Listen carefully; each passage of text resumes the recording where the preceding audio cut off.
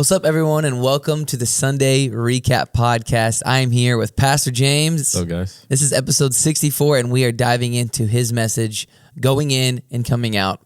This was a Father's Day message. So first of all, as a father of 5 and father of the church, happy Father's Day. Thanks, man. Did you have a good Father's Day? Yeah, it was awesome. Yeah. Kids got me a grill. Dang. So you about to be cooking out there? Yeah, I already cooked some burgers on it. Do you know how to grill? No.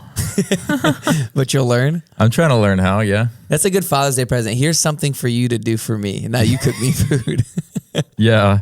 No, it feels like it's a skill I should know. So yeah. it's like a good dad skill, I think. Yeah. And it's like a flat top, right? It's like a hibachi style. Yeah, it's like one of those hibachi ones. Yeah, Pastor Bunk, he whips it up on those. Yeah. I'm going to try to grow in like what I can cook. Right now I'm just like at burgers and glissies. Yeah, you need to do like the smash burgers. Yeah, take the that's weight. next. I'm going to try to do smash burger. Yeah. Mm-hmm. That's a good Father's Day present. That's good. They surprised you?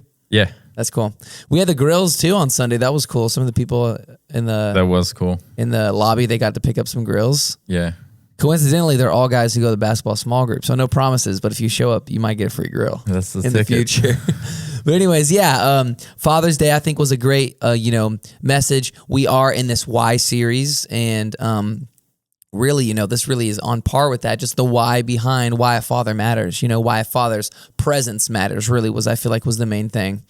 And you opened up. I want to talk about a couple different things that you got into before really the meat of the message, and one of them was just the concept of like the joke around Father's Day messages, It's always like hard on the dads. Yes. The mom is like, we love you so much, Mom. You're the backbone of this family, the backbone of the world, everything. And Dad's like, what you said, you're like, your problem. Get it together. Yes. No, it's just, I think that men and women communicate differently. And I think women, go great off of, mom's encouraging, you tell her she matters, she's awesome, you love her. And I think dads, sometimes guys move a little bit more off of like being challenged. I'm not saying every guy, but most guys move. It sounds harsh, but it helps them, kind of helps them know where they're at and what they need to do. And And I know if you've played any kind of sports, like that's how the coaching goes. You know what I mean? Like they're always going to push you and try to challenge you to be your best. Right, absolutely. And then so after you did that, you also did like a piece on you honoring moms too, right at the front of that. Why do you feel like that was necessary for you to open up with? I believe in like the value of both roles, and I think they like balance each other out in a really healthy way, especially in marriage. And I think I never wanted to sound like guys are everything, they're the whole equation. Like I believe in like role playing, sort of like you carry what you carry and I carry what I carry, and it ends up making this really great like teamwork, synergy. And I believe and it's important. And I never wanted that to translate that doesn't matter. So I just wanted to like lay some honor out there first and just say like moms matter big time, and they help guys become the best version of themselves. I mean, that's right. Like what a good wife, a good mother does. They help you like be everything that you can be, everything God's called you to be, and they'll push you in that direction. And that's huge. It helps guys, go to a whole nother level with their life, I think. Yeah, for sure. I like that, with this message, first of all, it's something that you shared with the men at men's breakfast a couple months ago.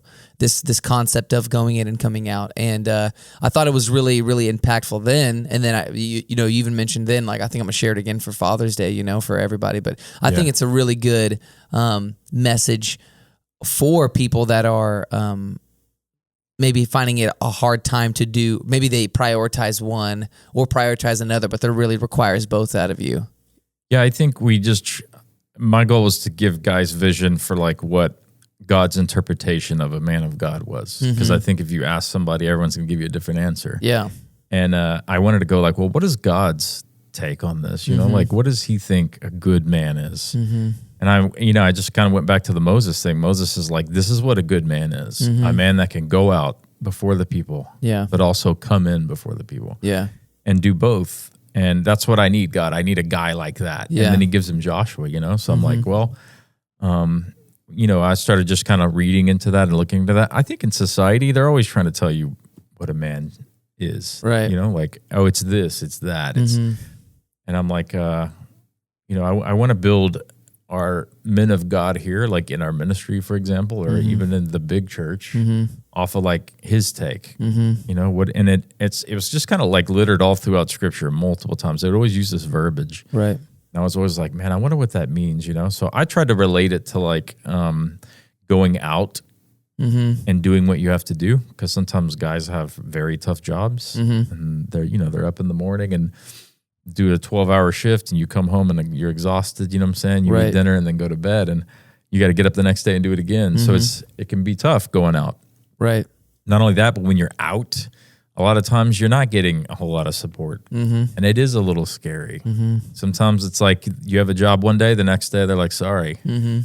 And so there's some fear involved, you know? Right. And I was trying to say, like, if you'll walk with God, it's very symbolic of like when he sent the spies. It's like, go survey the land. What do you think? You know, what did you think? And everyone else is like, there's no way. It's too scary. Yeah.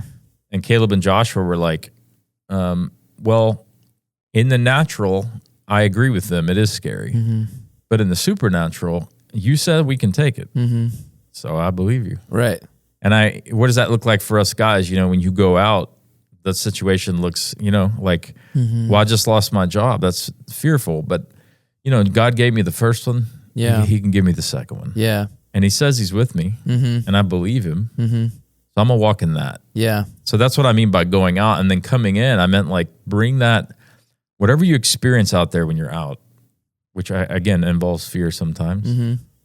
When you come in, bring that to God. Like bring it to him. That's what I mean by coming in. Like come in before him. Yeah. And bring that to him. Yeah. And don't walk in fear. You know, like take that to the Lord and let him have all that. And, you know, that's what makes you a man of God. Yeah. Yeah. I think, you know, a lot during the men's breakfast that you talked about that you touched on Sunday, but I think you were able to get a little bit deeper into with the men's breakfast piece was like the coming in part and like what a man doesn't, or what a man shouldn't do when they come in, or they're coming in wrong. Yeah. You know what I'm saying? Maybe if you can lean into that, like the pieces of like, and the reason I'm asking you is that like, you know, for our listeners too, like you might find yourself in some of these examples of like what it looks like. Well, sometimes it's hard, right? Like you had a hard day at work or whatever, or like maybe you did let go, or maybe you are worried about like the money, let's say. And you bring some of that fear into your home. Yeah. And you take it out on your wife, you take it out on your kids, take it out on your brother, whatever. And instead of giving it to the Lord, and so you're functioning out of that fear, like you're letting that in. Yeah, and I think too, like, you know, you say taking it out. Sometimes people immediately go to violence, but also it could be verbally and like emotionally. 100%. It's not always violence. I think fear is a supernatural feeling that manifests in the natural. Yeah. So that supernatural feeling. And it comes out in like either control, violence, anger. Sometimes guys just get quiet. Yeah. They won't talk. You just ice out people. They just ice people out. Yeah. There's all kinds of responses to that come out of the natural. Stonewalling. I've shut down. Yeah. Yeah. And I'm not saying it's not a bad idea to sometimes like gather yourself first. Yeah, for sure. But like use that solitude to like bring those issues, because they're real issues. Bring them to the Lord. Yeah. And like exchange your perspective for his. Right. I was trying to use that analogy of David doing this. Yes. Like you want to know what set David apart? It wasn't his perfection. It was his pursuit of always trying to see how God saw and being like, God, I'm feeling some type of way right now. Yeah. I feel like all my guys in my own army just threatened to kill me. So even my best friends are turning on me. I'm littered right now with fear, and I'm ready to start just chopping heads off. Yeah. Because he could have technically done that. I mean, he was the leader of the army at that time.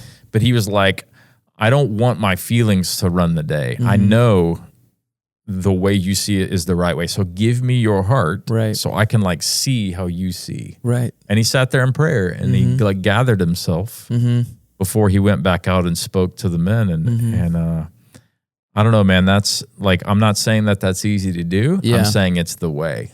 Yeah, I think, you know, that last sentence that you said right there, I was just thinking beforehand, like sometimes, you know, you teach a lot of things to me, you know, sometimes with design or graphic design, and now I'm being able to teach other people, and I'll have them sit next to me and they're not doing anything, but what I'm doing is I'm showing you, like, you may in your head think like when I ask you to do something, or you have asked me to do something, you're like, all right, should it take this long? Some of you'll be doing something, you're like, this is way too hard. It shouldn't be this hard. But then you sit next to somebody who knows how to do it, and you see, oh, it actually does take that long. Okay, I just needed to see that. I think that's how it is with this message too. A lot of times, it's like you'll go, hey, just want to let you know that like this is the scenario that you're in, and despite the scenario, your response needs to be this. And you think like, oh, this made way too hard. That must not be the way. There has to be an easier way. There's not. Now there is when you give it to God, but just to let you know, it is hard. Like let's not acknowledge let's acknowledge the fact that it's not. Let's not be shy about the fact that this is a very hard task to do. So I think that was a good way of leaning into that in the message. Well, luckily, faith is more powerful than fear. Yeah. And there's no dodging the fear. It's kind of how I feel. Like it's going to happen. What do you do with it? Right. Like there's when you go out, there's things that are scary out there. Right. There is. So what do you do with it is kind of what sets you apart. Right. Take that fear to God and take your faith. Faith is when you go like, I don't have control of everything. Yeah. But I'm going to follow you. Yeah. Because I know that you got me. Yeah, for sure. We didn't do this part at the beginning, and normally on these why sermons, I always ask like, what's like the personal piece of it for you? Why is this personal? Now, obviously, it makes sense out of everyone for you to speak on Father's Day, right? But really, what's the personal? I know you talked about you being fortunate on having a good dad, but what is the personal revelation you feel like God's given you about fatherhood and why you feel the need to share that with everybody? I think the dad's voice matters. I think I believe that men and women are equally valuable, just like the child, the man, woman, and child, let's say. I think they're all equally valuable. They're all God's sons and daughters. But there's definitely like an order. And if you read scripture, and even just using Genesis, for example, in the garden, God really gave Adam this mandate. He created Adam first and gave him this mandate and gave him the responsibility. Now, he gave him more authority, but that's like also comes hand in hand with the responsibility. So I believe in like the headship of the guy. In the same breath, I believe in the extra responsibility that a guy has. In other words, God may have given us headship, so to speak, over like our family, but he's simultaneously going, I expect you to bring all of your fear and all of your worry and all of your crash outs to me. They can bring their crash outs to you. Yeah. But you bring your crash outs to me. Yeah. Now that you're like, well, that's a big ask. He's like, well, I gave a lot to you. So I made your voice a unique voice in the family in that it comes first in this order. Right. So everybody's equally valuable, but there's an order to the home and to the family. Yeah. And so, like I said, it's like, oh, that works out great for me. Yes, if you're actually doing the responsibility that comes with it. So whenever Adam and Eve eat of the fruit, it wasn't until Adam actually ate of it that God shows up. So I'm not saying he was sitting back watching Eve, but he shows up when Adam eats it. And he doesn't say, Eve, where are you at? What have you done? He says, Adam, where are you at? Yeah. What have you done? And I know that's like, well, that Adam does what most of us do. I mean, I've joked about this before, but he double blames. Yeah. He's like, the woman that you gave me made me do this. Yeah. And that's like a denial of his God-given responsibility. Right. Does that make sense? Right. So it's like, okay, you want the authority, then the responsibility comes with it. Right. And it's so that a man of God's responsibility is to take his fear and his crash outs to the Lord. Right. That's my take. I'm not saying it's easy. I'm not even saying I'm good at it. I might be the worst. But I at least am trying to get better verbiage and vision for what a man of God that really is honoring the Lord with his family and his life really looks like. And I think at its core, we kind of have two different directions. We can go with everything, faith or fear. Yeah. And God's like, for the record, the only way to please me is when you lean into faith, because that's when you actually believe I can do it. That's when you're trusting me. That's when you're letting me have it. Anytime you go and dive into fear, you're going to get the fruits of that. Yeah. And how will people know the difference? They'll know you by your fruit. Yeah. So it's really just sort of a responsibility. I mean, it sounds really heavy, but it's kind of like, well, life's not easy. I would rather show people how God wants them to navigate it and learn how to go through storms than pretending like they don't happen. Yeah. Because they definitely do. Yeah. Yeah, for sure. I think that we can do that a lot of times is, we've been talking about that a lot here on staff too, like acknowledging the inconveniences and acknowledging the burdens, acknowledging the load that people are carrying. Because when you don't acknowledge those things, then they're just like, we're just pretending like that's not happening. But when you acknowledge them, then you can actually be like, okay, now that they're acknowledged, what can we do about them? And being able to do that, I guess for people who aren't fathers but have fathers in their lives, like being able for you as a child or a wife or whatever it is to acknowledge those things as well too, to know that that's a piece that they're carrying. Now, I think it's every dad's dream to not let people show that he's struggling, right? But you acknowledging that and keep that in mind. I love the thing too, Denver and Brooklyn say this all the time, but it's like, I'm just a girl, Yes. Everybody's just a girl. Yes. And I think that that's a piece of it too, of just being like, acknowledging that people are walking through life in these situations for the first time as well, and having respect. I say that because I kind of want to go into like a little bit of what, you read some statistics on like, the necessity for fatherhood, but I kind of want to talk about like the world's opinion of dads right now. Because if you guys have seen the TV show Modern Family, there's like a dad on there named like Phil Dunphy, and he's like this funny, like goofy dad, but like that's it. That's really the depth of it. Now he's really sweet, but he's like goofy, and the wife is like, I'll take care of you. He's a bumbling idiot, But that seems to be like sometimes the narrative behind dads, is that mom does everything and dads are just stupid.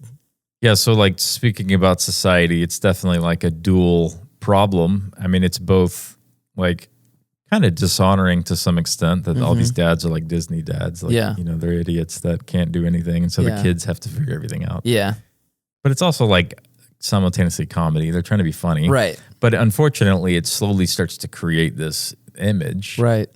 And I think it's both people's problems is what I'm trying to say. It's not like a hostile takeover. It's sometimes the guy's fault because the guys are not stepping into the roles that they should be in, or maybe they do step, and it's like from a real fearful stance. Yeah. And that doesn't make any sort of women or children feel safe. Yeah. You know what I mean? Like part of your job is to bring like safety to them. Yeah. And if you're harboring a whole bunch of fear and kind of lashing out, then it's kind of doing the opposite, right? So no wonder they don't want to follow your lead. Yeah. Because you make them very scared. Yeah. So this is why I'm leaning into this narrative of like, what does God want me to do then? Because the fear's still there. Right. And he's like, I want you to bring the fear to me, and I want you to have faith. And then you will be able to walk in the role that I've called you to, which is a fearless man that like I said, never crashes out on anybody. Everyone else can crash out on him because he's taking all his worries and his concerns up, not out. Yeah, for sure. And yeah, it's almost like what came first, chicken or the egg type situation. Like, did this image of dads in these movies come first and now it's created society, or was that inspired art from what people saw, I mean, I believe in Peter Pan syndrome. Yeah. If you want to like get deep into it, I think it's tough when you grow up and you're very nice and comfortable in your house. I'm talking about boys. Yeah. And your mom is like, you're the best thing that's ever happened. Yep. It's hard to leave that narrative. Like that archetype is nice and comfortable. When you said that on Sunday, I got so many looks at me, surprisingly. I don't know how that happened. My mom's looking across like, you are perfect. I'm like, I know. You do nothing wrong. I know this. I know this. Yeah, it's hard, man. So it's hard for these dudes sometimes to go from childhood to manhood. So they end up being like man boys. They're like 30, but they're really still boys. And I'm not trying to take digs. I'm just trying to say like it's tough. And a lot of them had a hard, like when society gets really comfortable, it tends to create man children. Yeah. And it's there's a joke. It's like we need another war because the wars are what like stir and call out the men, and it makes these dudes like tough. You know what I'm saying? I know y'all have seen the memes. There's funny ones where it's like me at 30 and he's like sitting in his house playing the Switch. Yeah. It's like my grandpa at 30 and he's like in World War II doing dog fights. Well, I think the phrase is like, like hard times create tough men that create good times that create soft times. I mean, that create soft men that create hard times, and the cycle starts over again. Exactly. And I think I actually think that this is my opinion in society, we're actually coming out of the soft times. And I think there's an uprising of guys that are willing, not like a hostile takeover, that they're from a good heart posture, they're willing to begin to step more into the role and understand it better, like in a healthy way. Yeah. And I see it like happening, I think, globally. Yeah. Like we're seeing like the first remnants of that. Yeah. And that's why I feel like it's so important to give them the right image to pursue. Yes. Does that make sense? Because society's like, here's the type of dude you should be. Yes. And you get to like the Andrew Tates, you know what I'm saying? Like, yes. We may have to scrub that for YouTube, but like, you know what I'm saying? Like, I'll tell you exactly what a man looks like. He never admits that he's weak. He beats up anyone that crosses him, and he disrespects his woman because she's his slave. You know what I'm saying? Yeah. Like, so it's a real toxic perspective of a tough guy. Yeah, and the generation coming up is reaching to grab for something, and it's the law of first exposure a lot of times too, is that like what is your idea of a man? Well, what are you consuming that? Yes. So I feel like as the church, it's our job to go like reach into the Bible and be like, what does God actually think a dude should be like? You know what I mean? Like, let's not create this off of society. Let's create it off of like what he thinks. It seems to me like everything that we think is tough sometimes is actually weakness. Yeah. It's fear in disguise. Yeah. So with God, he's like, everything that you think is tough that makes you like a tough bro is actually fear in disguise. It's like Scooby-Doo. You pull the thing off and like underneath it is fear, but it's disguised as toughness. Yeah. He's like, toughness is you being able to admit that you don't have all the answers and that you do need help. I'm just asking you to bring that to me and I'll cover you. Yeah. Bring it to me and I'll cover you. Yeah, for sure. So that you can then cover them. Yeah. In that order. You see what I'm saying? Yeah, definitely. I think I like this concept you were talking about, like this this warrior priest type thing, because I think it was it was 2 messages ago you talked about like the king priest, right? And so now this one is kind of like this other idea of the reason it's because both of these, they seem like oxymorons, like the opposite of each other. Yeah. You know what I mean? So it's like, how can you be one or the other? And then you give some examples, in the Bible of some different things. But, although, you may listen to the message and go, okay, cool. What is, I understand the biblical representation of this. What does it mean, like, practically for us to, first of all, what is a king priest? I mean, a warrior priest. And then practically, how can we as like in this modern age be able to like walk that out? It's kind of like being willing to do the hard things. Like if they were to call a draft, the guys are up. I mean, let's be honest, right? You answer the call. I'm not saying it's easy. I'm saying there's a part of you that has to like lace up your boots and answer that call. And that's a tough one. Yeah. I'm not saying that's happening. I'm just saying like the idea of like in scripture, for example, it says that David would go out, wage wars basically, but then, and the people would see him do this. And then they would also see him like go in before the Lord. Yeah.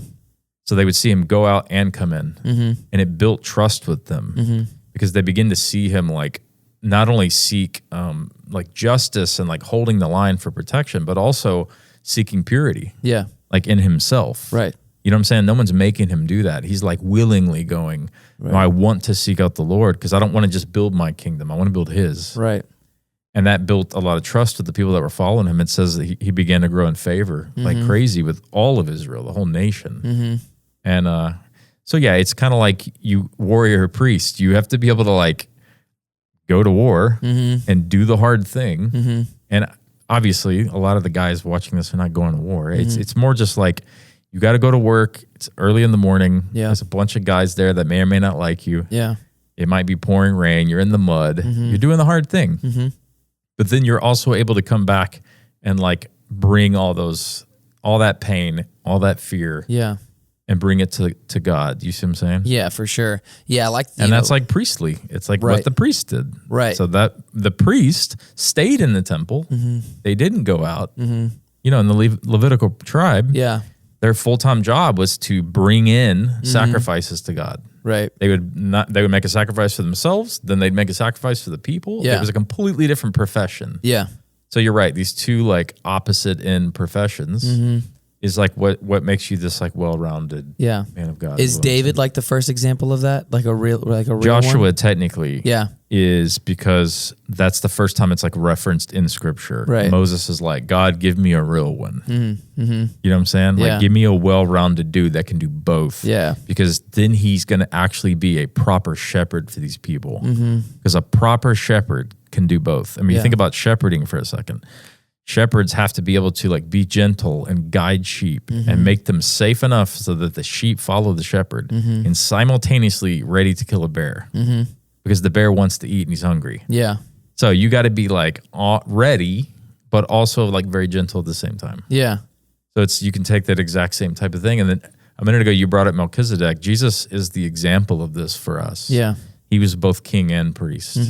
He was both lion and lamb. You see what I mean? Yeah. And he was like the example for us to try to pursue in this life. Yeah, and I think that's a good, I mean, obviously Jesus' best target possible, but also like he wasn't necessarily like Joshua, like David, actually fighting real wars. Yeah. You know? So like some of us are like, yeah, like I get the priest part, but what about the warrior? Like Jesus being like this warrior, but with actually not raising a fist to hit anybody, you know? And I think a lot of that is, you know, him being Holy Spirit led and when to bring confrontation when it was necessary and when to choose peace and things like that. And it wasn't like Jesus is only having soft, gentle conversations. There's times where he was in debates with people. There's times where he was frustrated. There's times all these different things, but it's the way that he handled all of those. You know, I think we talk about a lot, you know, that a lot of times peace, there's a certain type of peace that only comes on the other side of conflict too. And I'm sure dads are a huge piece of being able to navigate those confrontations and the conflict correctly. Because I think a lot of dudes are those people that step back in fear and they're like, no thanks, I'm not for conflict. But a lot of them are like, no, I'm all about conflict. But it's like, yeah, but I heard it in your voice that it's not the right kind of conflict. Yeah. You know? Yeah, it's conflict resolution is huge. It's from the Father's voice, in my opinion. But it being like rooted in a very healthy heart posture first is like critical. Yeah. And I always ask guys like, hold on, before you say anything, are you looking for retribution? Yeah. Or are you looking for restoration? That's good. And that's a massive difference in the two. And I'm very guilty of sometimes seeking retribution. I feel disrespected. I feel slighted. I feel like no one's honoring me. Me. Okay, well, when I'm bringing the heat on the conflict, it's going to be very me focused, which is like retribution. Right. Restoration is when you're more like situationally focused on the people and you're trying to like do the best thing for them because you're looking out for them. Yeah. Even sometimes at your expense. Yeah. And until you get to that place, you're probably not going to be a very good shepherd. Yeah, and that's the father's call too. And to give moms credits, they tend to be like less selfish in that way naturally, at least in my experience. And for dads, it's a little bit hard, and it's that kind of that boy thing. You staying a boy, it's hard to choose that selflessness to be able to put others above you.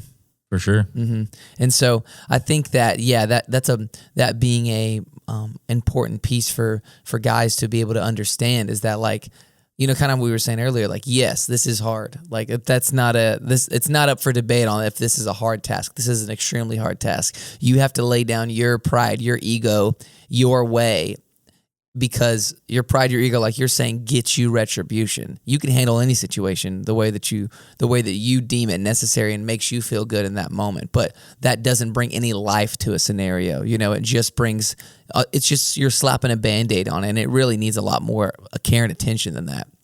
Yeah, and I would say that denying the feeling is hard. Yeah.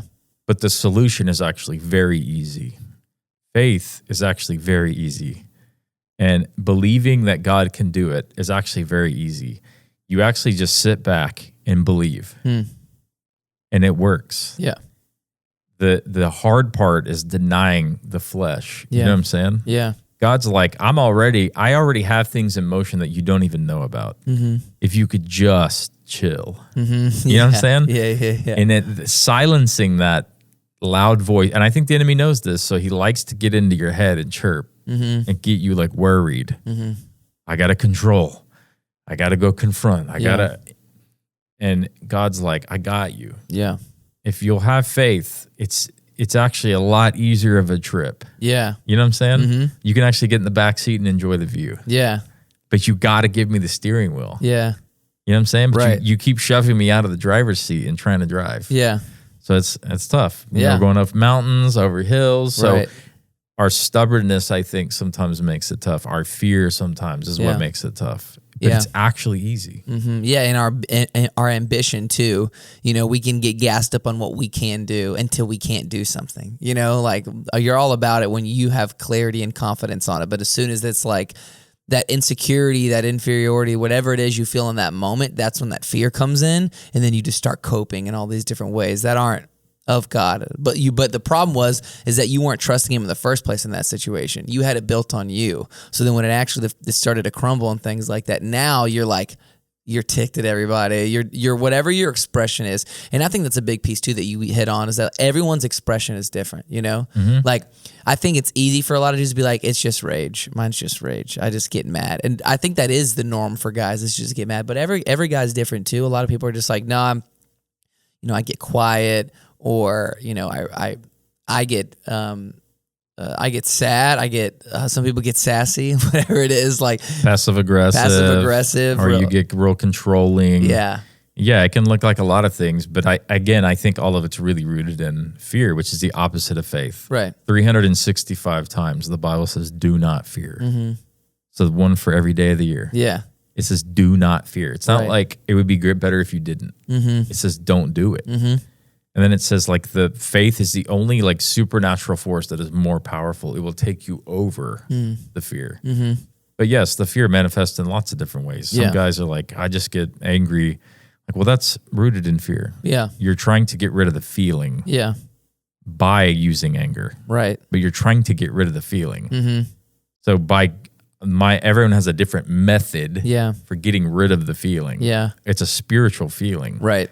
And you're trying to go like, well, I'll just control, or I'll just isolate, or I'll just get angry and blow up. Yeah. I'll just like scream at people. You see what I'm saying? Right. But I'm trying to get rid of that feeling. Yeah. So I'm trying to challenge guys going like, let God get rid of that. Let your faith in him remove that feeling.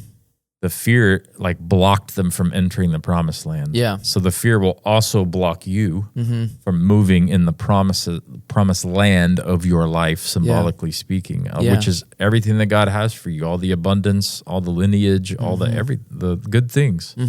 Yeah. For you speaking and all, and I think you'd be the first one to be like, hey, like, I'm telling you guys this, but like I'm going through it myself. What are some things in this season that you feel like, obviously all of your messages is things that you've got revelation on, but like specifically, is there any things in this season of your life that you feel like that you are currently walking out, either for the first time or being reminded of it or anything like that? I think just being honest about this, for me, the fear thing, I'm just being like, you can give the illusion of being tough, but if you're moving out of fear, you're not that tough. You just like think you are. So you give the illusion. Yeah. But if you're really like panic on the inside because you have like rejection sensitivity, or you're afraid you're going to get disrespected or dishonored. And I don't know, the Holy Spirit for me has just been like pulling faith to the surface a lot for me, being like, this is how you beat it, kid. You beat it with faith. Go read about Abraham. What made Abraham righteous? His faith. What made Abraham able to access Melchizedek? His faith. What built this entire church that we're sitting in? Was it a guy that was like a straight A student and did everything right? No, it was built on the back of a pastor that was like a D student or a high school dropout. Well, then what qualified him? His faith. Right. He believed God could do it, what he says he could do. So then it comes back to me, like, do I believe God says he can do it? Or am I worried that I got to hurry up and step in? Am I worried that I gotta say something and try to control the situation? Yeah. And I'm not saying like sit back and be passive. I think there's guys out there, probably like me, that that you tend to blow up easy or get upset. So you just kind of like, I'm just going to sit back. But that's not helpful either. And allow. Yeah, you're allowing things to get out of order. And then when they get really bad, you show up and blow up. That's not a really good technique either, right? Right. That's like a very passive, reactive technique, and Right. it's really not. I'm talking to myself here because I have a tendency to do that. Yeah. I'm like, I'm just gonna stay out of this one because if I get involved, I'm gonna get all ag, Yeah. and I don't want to get ag, so I'm just gonna let them do whatever they want. Yeah. But then when it starts going off the rails, now I'm like, all right, y'all are creating a huge mess for me here. Let me get involved. Now I'm Yeah. all upset Yeah. because they messed it all up. So it's like, now I think the solution is being a little bit more proactive, Right. and staying involved, Mm-hmm. but just making sure that like your heart's right. Mm-hmm. Like your responsibility is to keep your heart right. Yeah. That is your responsibility. Yeah. And don't think that you're immune Mm-hmm. to feeling all these feelings. Mm-hmm. And it's very easy to disguise them as righteousness. You see what I'm saying? Yeah. I mean, I brought this up Sunday, and I know that sometimes these guys take biblical scriptures and they sort of leverage them in a very like abusive way, Mm-hmm. like a very patriarchally abusive way. Mhm. Like women should submit, is one of the verses. And I've done counseling with guys like, you should be doing whatever I say. And it's like, well, you also have a responsibility. You're spending all your time talking about hers. Mhm. What is yours? Right. Yours is to like fulfill this role correctly between you and the Lord, and submit yourself unto Him. Mm-hmm. And you can't really even begin to look and worry about hers Right. until you've done yours. Right. So until you can go like, I take all my fear to Him, my crash shots Yep. go to Him, and I'm going to walk in faith as I lead my family Mm-hmm. and allow them to crash out on me, but I'm going up, Mm-hmm. then worry about phase 2. And so Right. many guys are like stuck on this phase 2. You know what I mean? Yeah, and speak more on that piece of it. Like, of course, you have your upline that you need to go straight up to, with the Lord. But also at the same time, like, are you, like you said, the other piece of it. Like everyone loves to say, women submit to your husbands, but the second piece of that is that like, in husbands, love your wife, just like Christ loved the church. If you love somebody so much and they feel that love, they will have no problem submitting to you in that way, But a lot of times you don't fulfill that piece of it either. And that's tough, for me sometimes. Sometimes when I argue, let's say, or I'm having a conversation, I pick myself and I argue and advocate for myself. And that doesn't make my wife feel safe. It doesn't make my kids feel safe. So Right. I've tried in this season just to be like, the Holy Spirit works and convicts you your whole life, Yeah. and that's a good thing. Right. I hope the Holy Spirit's convicting you. That's good. That Yeah. means He cares and He's trying to do something with your life. Yeah. It's not a bad thing. Yeah.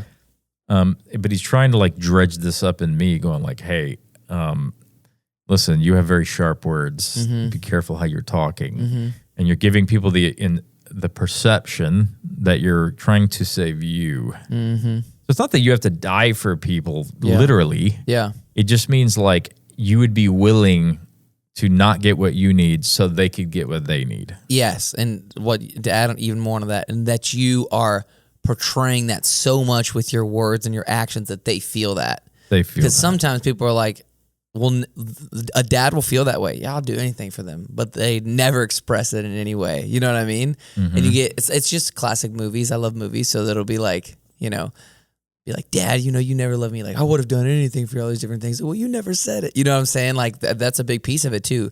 Like, saying that, and sometimes saying that for people is hard, but like, are you portraying it so much that people just feel it? Do you feel that? Yeah, and you got to do it in the way that they need it. I mean, that's a journey that I'm also on. I have a wife and 3 daughters that I spend most of my time with. So I've joked about it Sunday, but like I've had to learn girl, which is its own language, because I grew up with all boys. Right. And I know guy, I don't really know girl that well. So Yeah. I'm having to learn like, oh, okay, so for you guys, you need me to say it like this. Okay, well, let me get better at that. Yeah. Are you doing your job to learn how to love and speak to, the people that are in your life? Exactly. And again, that's like, it's a lot of responsibility. Like, well, that ain't fair. They should learn how to speak guy. Like, you can take that angle if you want, but Yeah. you're not going to. Again, they'll know you by your fruit. Yep. And that's like a fear response of what about me? Yeah. And you'll get the fruit of that fear. Yeah, and they won't even consider you, most times until they even feel safe in that way. Do you even have their ear? You may have something good to say. They may need to consider you. They may need to whatever, but like no one's responsive to the person that is like you feel that person's selfish too or hypocritical in that way. You don't have a point in that argument if you're not fulfilling your piece of it either, you know? Yeah, someone else's interpretation of safety needs to matter to you more than your interpretation of safety. Yeah. That's a challenge. Yeah.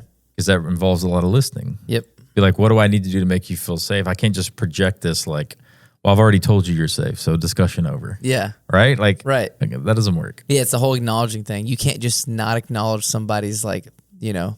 So it's tough. It's worth it.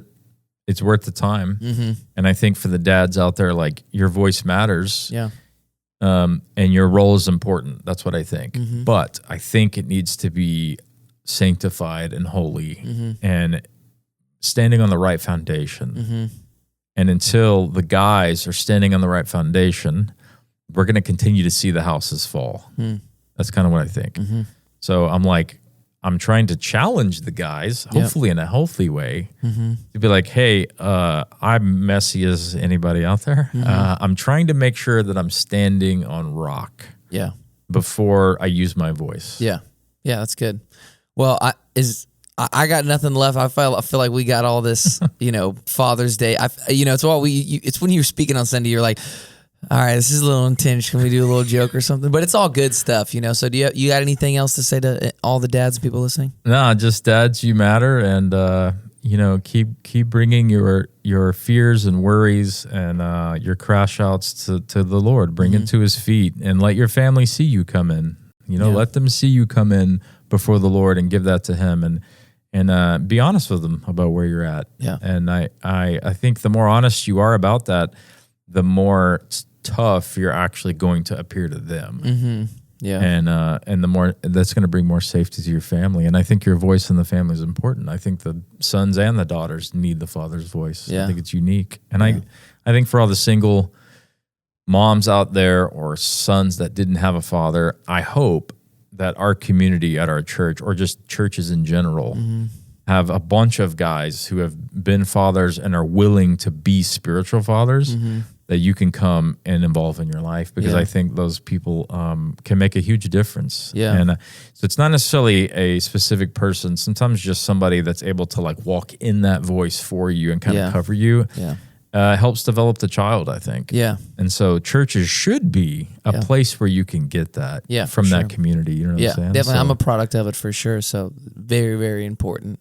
And I think our church does have a lot of fathers that can help and serve out and things like that. Yeah. I think our church has a lot of great fathers in it that would be more than happy to help speak into kids' lives and help them as they grow and just kind of walk out life with them. And because that's what kids need, you know, they need that voice to kind of help them walk out some of the waves of life. You know what I mean? Definitely. Well, so good. Thank you so much for sitting down with us, Pastor James. Appreciate you guys for listening. If you didn't go check out the message, go check it out, and we'll see y'all next week. See you. If you want to check out full messages, you can find us at LS Church on all podcast platforms. And you can watch full services with worship at LS Church Alvin on YouTube.